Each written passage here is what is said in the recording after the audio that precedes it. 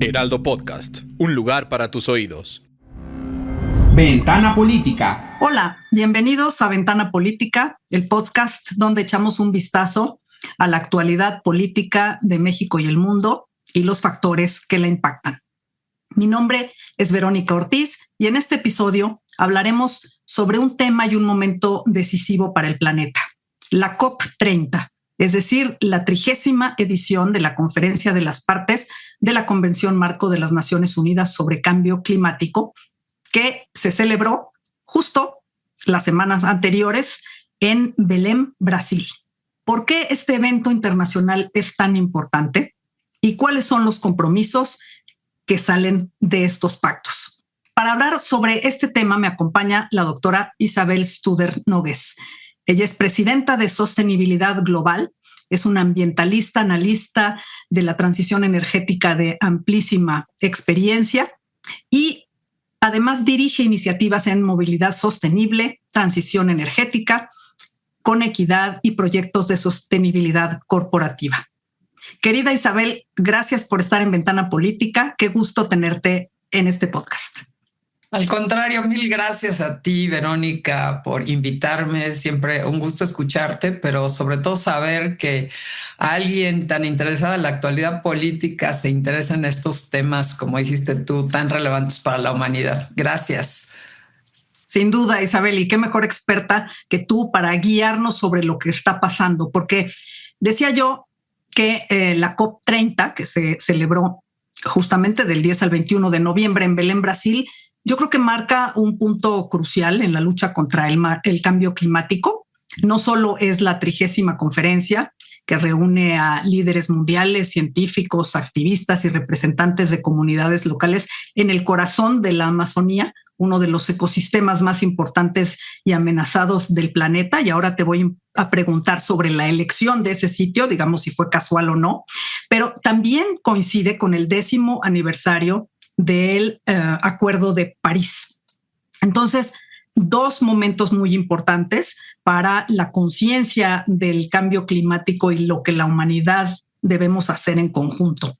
Creo que más allá de los conflictos que se han dado, la cumbre de Belém pone sobre la mesa temas que nos van a seguir acompañando: el financiamiento para los países vulnerables, la transición energética de la que hablábamos al principio, la inclusión de las comunidades locales. Y qué duda cabe que estamos en un momento en que los efectos del cambio climático se están sintiendo con mayor fuerza en sequías, incendios, inundaciones, pérdida de biodiversidad. Así que esta discusión o las discusiones que se llevan en torno a este tema pueden definir el rumbo de la política global para la próxima década. ¿Cuál es la importancia de esta COP30? Y como decía yo, la selección del sitio en donde se llevó a cabo. Pues mira, son preguntas muy relevantes. Yo te diría que estas cumbres anuales, que como bien dices, pues en el inicio reunían sobre todo a los gobiernos, no solo para crear una conciencia a nivel global, sino para impulsar el cambio y la transformación a través de políticas públicas. Pues cuando se dice COP30, quiere decir que llevamos 30 de esas y desde hace 30 años, cuando yo me empecé a involucrar en estos temas, pues podemos decir que había un régimen internacional, un conjunto de normas muy incipientes en torno al cambio climático y bueno, pues la elección de Brasil hoy a 30 años no es menor en el sentido de que estamos viendo que el incremento en la temperatura planetaria pues está teniendo estos efectos que tú ya mencionaste. Los científicos, pues desde hace 30 años han documentado de manera muy puntual cuál debe ser el límite en el incremento de las emisiones de gases de efecto invernadero.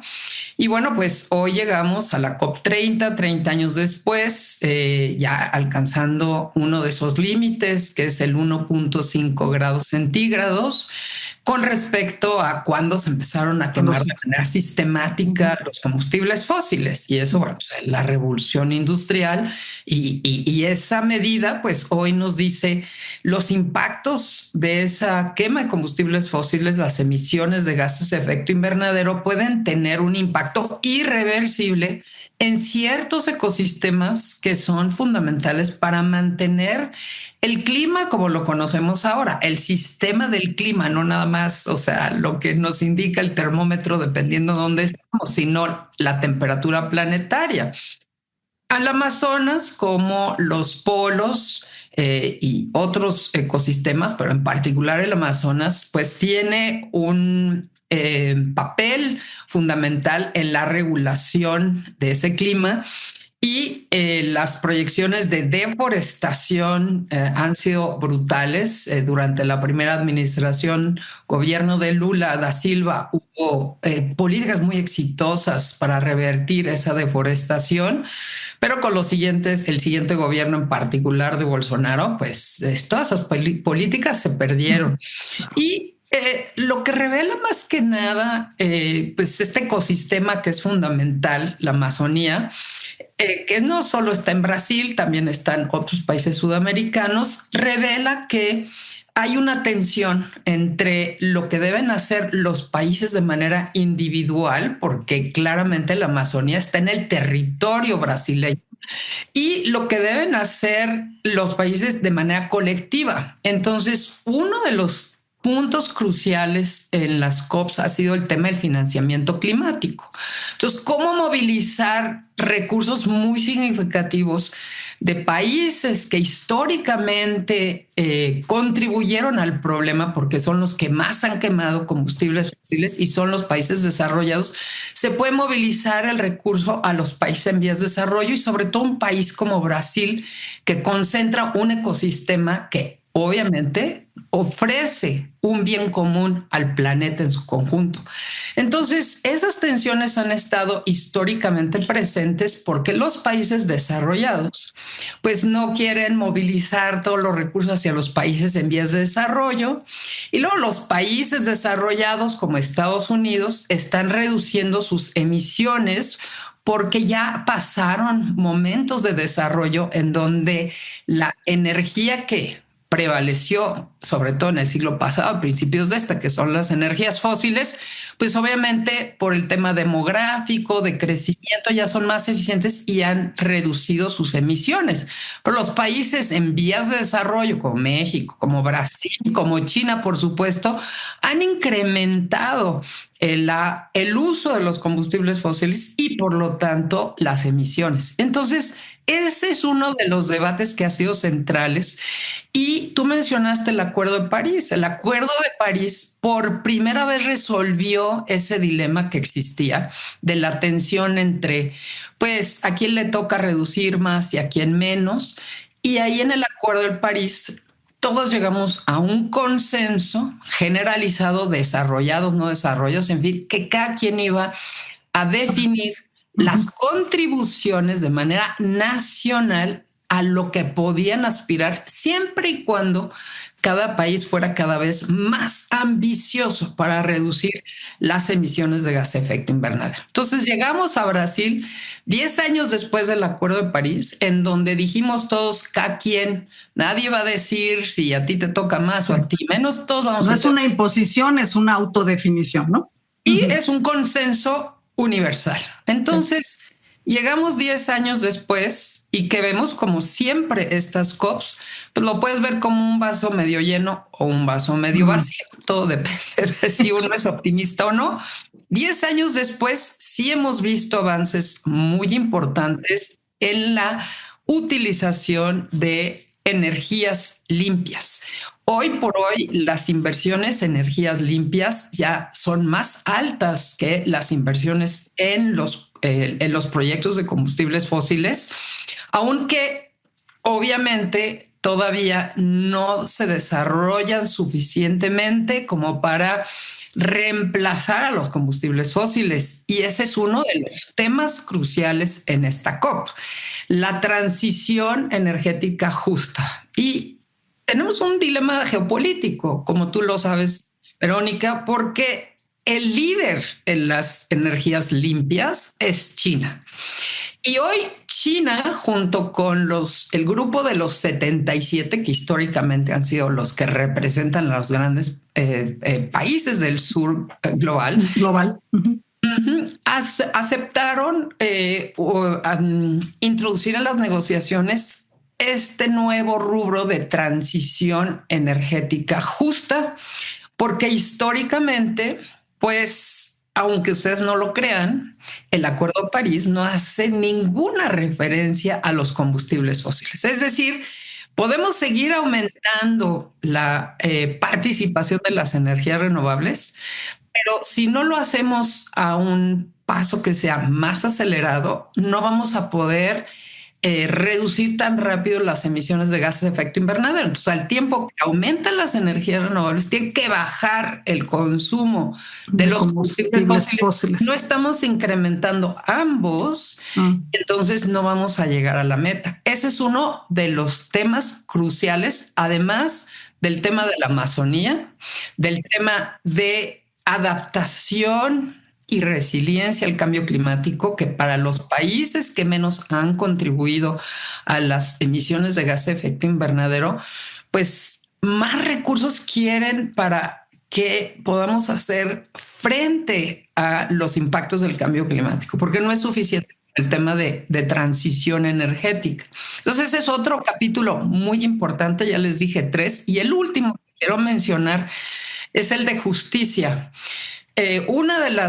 Dos temas. Uno es las comunidades indígenas, jóvenes y mujeres, y las comunidades más pobres, obviamente, pero en particular las comunidades indígenas que llegaron a Belén, obviamente está en el centro del Amazonas, y estas comunidades exigieron que se cambien los modelos de desarrollo, porque por más que Brasil haya querido presentarse como líder en temas de cambio climático, pues semanas antes de que se inaugurara la cumbre, pues el presidente Lula anunció un nuevo desarrollo para extracción de petróleo en la Amazonía.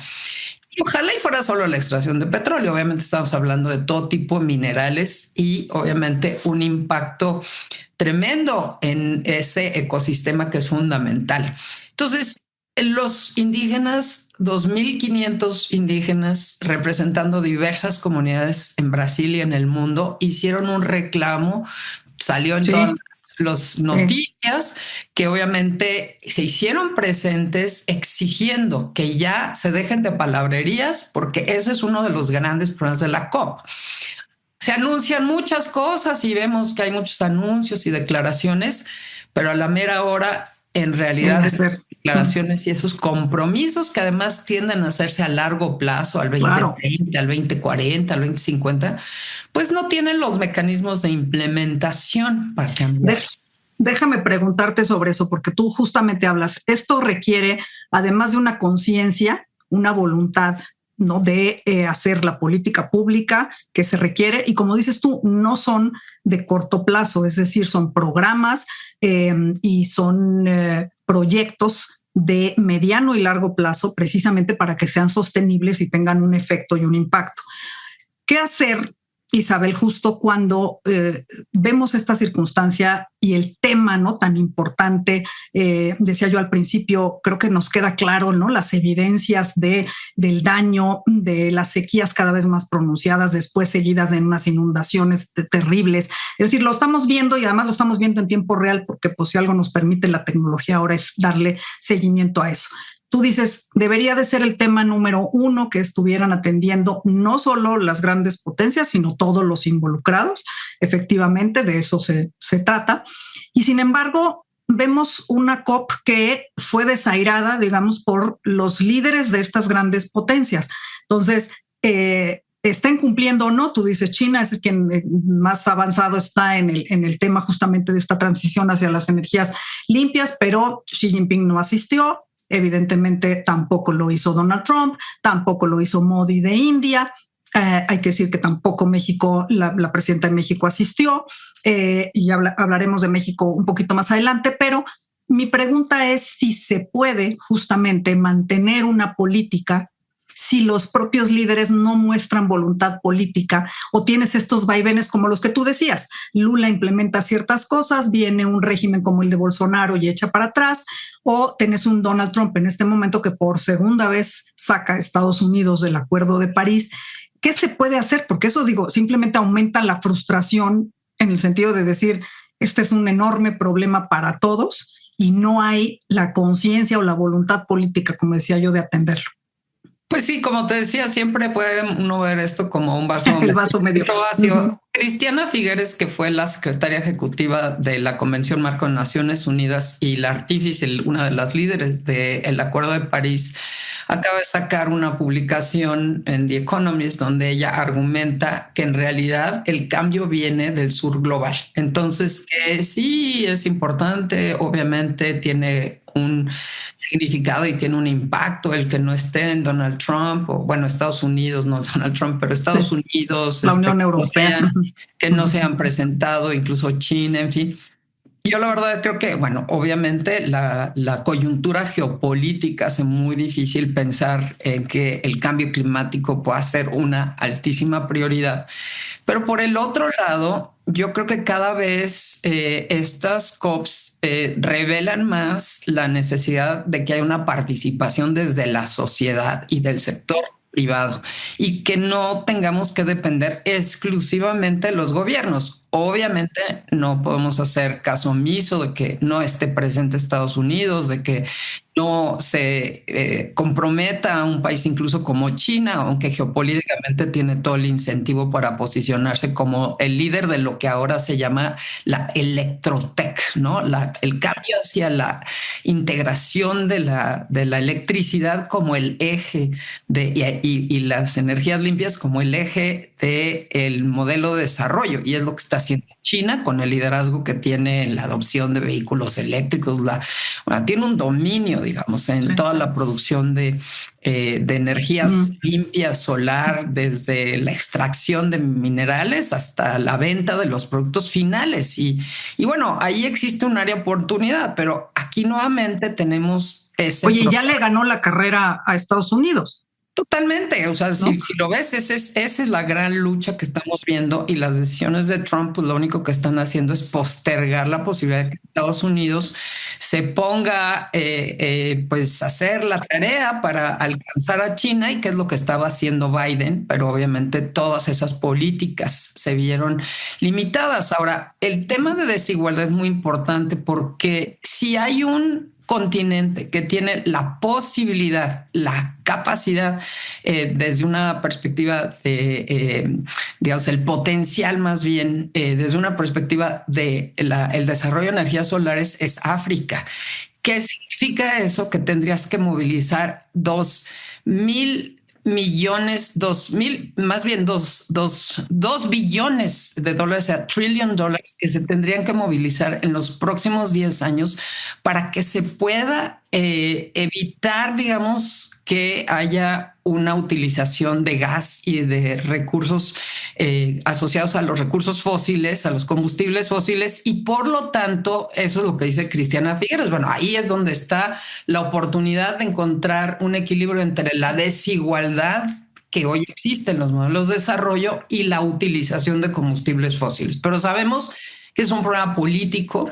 Hoy, con el desmantelamiento de USAID, no pudiéramos pensar en algo así, ¿no? Por supuesto. Y la verdad es que, bueno, eso es un tema que clama, ¿no? Porque efectivamente cuando ves que también las poblaciones más afectadas y más golpeadas, pues es exactamente en donde hay mucha más desigualdad, donde la población es mucho más vulnerable. Yo recuerdo que Janet Napolitano, la que fue la primera directora de esta Oficina de Seguridad Interior de Estados Unidos, escribió un libro sobre qué tan seguros estamos, How Safe We Are, y decía que más allá de lo que justamente en el imaginario de los norteamericanos podían pensar, que si los terroristas o hasta los migrantes o las amenazas nucleares, bueno, que el factor principal que podría cobrarse más vidas y ser más disruptivo era el cambio climático, y que era la amenaza número 1, que la tenía que entender así Estados Unidos, ¿no? Claramente, pues lo que estamos viendo es que no hay esa comprensión o esa voluntad, ¿no? De entender o de seguir esto. Quizá en la carrera con China, pues cuando se den cuenta qué tan atrás los están dejando, bueno, pues a lo mejor eso va a ser ahí una llamada para despertar. Pero otra de las regiones también con mucha desigualdad, sin duda, es América Latina. Y también estamos viendo en la región, ¿no?, una serie de conflictos políticos, evidentemente, que impiden que nos articulemos como región. ¿Cómo ves la parte de América Latina dentro de este juego y de estas posibilidades, sobre todo pensando en los efectos de la cumbre, digamos ya ex post, ¿no?, de Belén?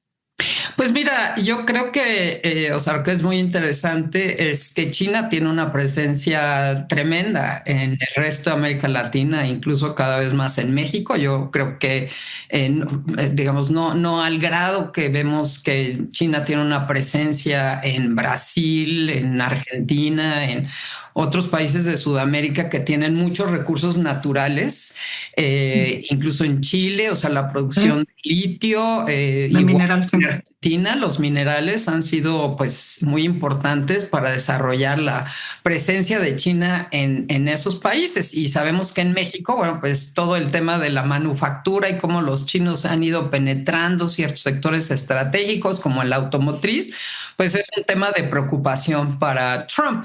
Lo que es interesante es ver que, bueno, yo que soy internacionalista y esa idea de las teorías de relaciones internacionales, pues ver claramente cómo estamos aquí viendo la decadencia de un imperio y que ese imperio pues le apostó a los combustibles fósiles y entonces es muy difícil pensar en ese cambio político al interior de Estados Unidos. Ahora, eso hace que a México un poco nos arrastren hacia esa visión, sobre todo pues, por la coyuntura actual de la renegociación del tratado, sí, del tratado México, Estados Unidos, Canadá.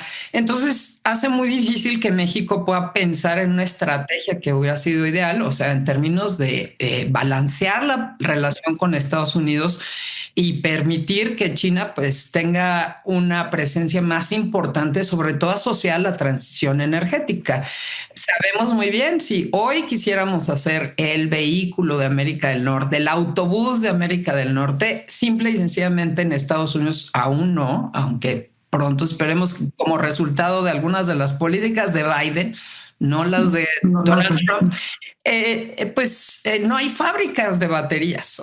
Si nosotros queremos hacer eso, lo tendríamos que importar de China. Entonces, ¿qué quiere decir todo esto? Es que es muy difícil para México ser una parte integral del resto de América Latina, porque estamos hablando de sectores que son estratégicos tecnológicamente y en donde Brasil, Argentina ya están conectados, digamos, en la ruta de la seda de China, ¿verdad? Porque China ya hizo inversiones muy importantes. Sin embargo, pues lo que ha hecho Alicia Bárcenas desde Semarnat, ¿cómo sabemos que ella tiene aspiraciones para ser secretaria de las Naciones Unidas? De las Naciones Unidas. Parece que sigue siendo canciller y entonces, bueno, pues hizo esta cumbre de ministros de medio ambiente y ahí lo que trataron de articular es un área en donde México y el resto de los países de América Latina pues coinciden, que es incrementar la participación de la agenda de adaptación, porque siempre hablamos de mitigación, de emisiones de gas de efecto invernadero. Y pues ahora se tiene que hablar de adaptación porque efectivamente América Latina es uno de los países con más recursos naturales y ha sido impactado de una manera más significativa también por los temas de desigualdad que tú ya mencionaste muy acertadamente. Y entonces México, desde México hasta la Patagonia, pues obviamente necesitamos más recursos para la resiliencia y la adaptación y necesitamos que este tipo de acuerdos globales incrementen la participación del financiamiento hacia esas áreas. Como decía antes, el tema del financiamiento es crucial. hoy por hoy, o sea, llevamos desde el Acuerdo de París, el compromiso había sido que se darían 100,000 millones de dólares anualmente de los países desarrollados a los países en vías de desarrollo. Y bueno, creo que vamos en el 20% de eso, pero se tiene que dar una movilización anual. Y si a eso le sumas los recursos que se tienen que invertir en adaptación y resiliencia, pues obviamente tenemos una limitante muy grande. Y ahí sí voy a decir, la ausencia de Estados Unidos hace imposible pensar en regresar a esa agenda porque, bueno, ya vimos que se desmanteló USAID, no hay ánimo por parte de Estados Unidos de transferir ningún tipo de recursos, mucho menos a un tema de cambio climático. Entonces aquí hay un debate que pudiera ser muy interesante, que no creo que, pues creo que los resultados de la COP demuestran que sí, pues es algo que se tiene que plantear hacia adelante, es cómo reestructurar los sistemas financieros actuales para crear los incentivos positivos en sobre todo las economías emergentes para que la transición energética sí se vea como una oportunidad de desarrollo. Claro. Sí, exactamente. Y no como una condena, ¿no? Para los países que no pueden justamente, digamos, subirse, ¿no? A este tren de la transición energética tan fácil, ¿no? ¿Ese crees tú que sería, y déjame cerrar con esto, cuál es tu visión, digamos, para la COP31? ¿Cuál es el pendiente o lo que tú crees que en el 2026 va a ser como el foco? Esta parte del financiamiento, ¿crees que las tensiones geopolíticas van a seguir imperando? ¿Crees todavía en la diplomacia multilateral como internacionalista? ¿O también estamos viendo, la verdad, un momento, ¿no? de vaso bastante vacío? ¿Qué esperas para el próximo año y con qué te quedas ahora de esta COP y qué esperas para la próxima? Bueno, mira, yo espero que cada vez haya una mayor conciencia de que somos desde la sociedad, tenemos que hacer esa transformación. No podemos esperar a que el gobierno, y si ahora fue Trump y ahora no. El multilateralismo durante la gestión de Trump creo que pues, no va a avanzar mucho, aunque hemos visto paradójicamente que le interesan mucho los temas de política exterior. No necesariamente el cambio climático, pero bueno, yo creo que ahí hay un área de oportunidad muy interesante. En la otra área de oportunidad que yo veo es que los países empiecen a visualizar cómo, por ejemplo, la importación de combustibles fósiles es un costo muy alto. Lo vivimos en México. En México ya nos quedamos sin petróleo. Sin embargo, seguimos con sistemas financieros que están orientados al rescate de Pemex, al subsidio de los combustibles, de refinerías, a las refinerías. Eso cuesta importar. Importamos el 70% del consumo de gas y de gasolinas. Entonces no somos un país petrolero. Entonces hoy yo veo los compromisos de México y dicen, no, pues sí, son muy ambiciosos. El problema es que tienen que ser coherentes con las políticas internas, sobre todo financieras. Entonces el tema financiero yo creo que puede ser o tendrá que ser, no puede ser, tendrá que ser ir de la mano con esta transición energética. Ya hay mucha innovación en el sector de energías limpias.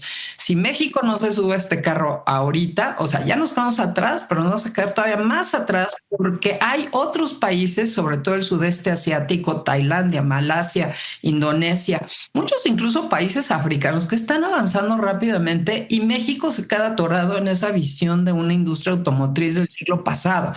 Entonces, pues ahí están los compromisos de México, pero bueno, ¿qué pasa con la instrumentación y sobre todo los temas financieros? Y los medios que necesitas para llegar a esos fines, ¿no? Exacto. Y que eso es lo que siempre nos falla. Tenemos ahí compromisos y dice, bueno, sí, pero ¿dónde está la coherencia en las políticas internas? Y el otro tema que salió en esta COP y que creo que va a ser muy importante en la próxima COP es la transparencia. Hoy, por ejemplo, el gobierno mexicano sacó la NDC 3.0, es decir, el nivel de ambición, un incremento muy significativo con los anteriores compromisos ambientales, pero nadie conoce la NDC. Pues eso ya no puede ser. Y eso que la sociedad civil participó activamente en la construcción de la NDC. Ese es el tipo de temas que ya la sociedad no está dispuesta. A ver, sí, te fuiste a comprometer y grandes compromisos. Firmaste y dijiste. De implementar. O sea, y los jóvenes en particular, las comunidades indígenas, muchas organizaciones de la sociedad civil que estamos empujando para que no sean nada más compromisos ahí en el aire, sino que haya transparencia, integridad en la información, como se dijo en esta COP, y los temas de financiamiento. Y hay un tema que no mencionas, pero que va a seguir siendo muy importante y que fue un resultado importante de esta COP, es pérdidas y daños. O sea, no nada más es que va a ser adaptación y resiliencia. Hay países que ya no van a poder rescatar lo que tuvieron antes. Por ejemplo, las islas del Pacífico que están perdiendo territorio. Y yo digo islas del Pacífico, pero vayamos a Tabasco, que ya hay comunidades enteras por el aumento del nivel del mar que han perdido territorio. No. Ese tema eso es clarísimo. No podemos soslayar, ¿no? No, claro. Y son nuevamente las poblaciones más vulnerables, puedes hablar de estas comunidades costeras y demás, pero que claramente pues ya no van a poder recuperar por lo menos su hábitat o su ecosistema. Sí, pues, querida Isabel, la verdad es que nos has dado una cátedra y seguiremos pendientes de este tema y te agradezco muchísimo el haber estado aquí en Ventana Política. Soy yo la que te agradezco. Muchísimas gracias por esta invitación. Encantados como siempre, y a toda nuestra audiencia los invito a seguirnos en nuestras redes sociales. La cuenta personal en X, antes Twitter, de la doctora Isabel Studer es @isastuder y la mía @Verónica Ortizó. Ahí esperamos sus preguntas, comentarios y sugerencias. También los invito a seguir las redes sociales del Heraldo Podcast y a escucharnos todos los miércoles a través de la plataforma de streaming de su preferencia. Hasta la próxima. Heraldo Podcast, un lugar para tus oídos.